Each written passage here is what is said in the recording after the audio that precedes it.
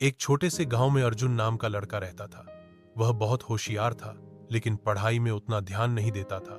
उसे लगता था कि खेतों में काम करके ही वह अपने पिता की मदद कर सकता है और पढ़ाई का कोई फायदा नहीं है।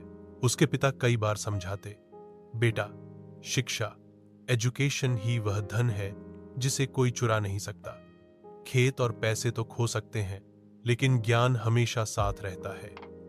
अर्जुन आधा अधूरा मानता और फिर अपने खेल व खेतों में लग जाता। एक दिन गांव में एक बड़ा व्यापारी आया।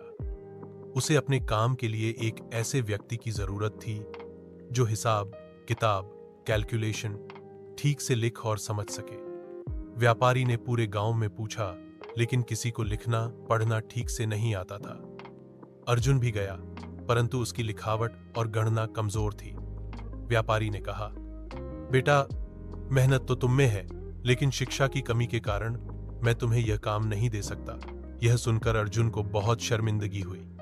उसी दिन उसने ठान लिया कि अब वह पढ़ाई को गंभीरता से करेगा। उसने गुरुजी से फिर से शिक्षा लेना शुरू किया और धीरे धीरे अच्छा विद्यार्थी बन गया।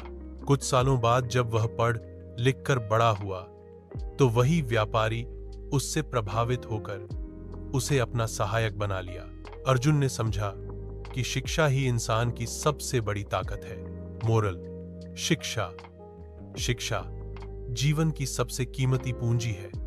यह हमें न केवल ज्ञान देती है, बल्कि सही रास्ता चुनने और सफलता पाने की शक्ति भी प्रदान करती है।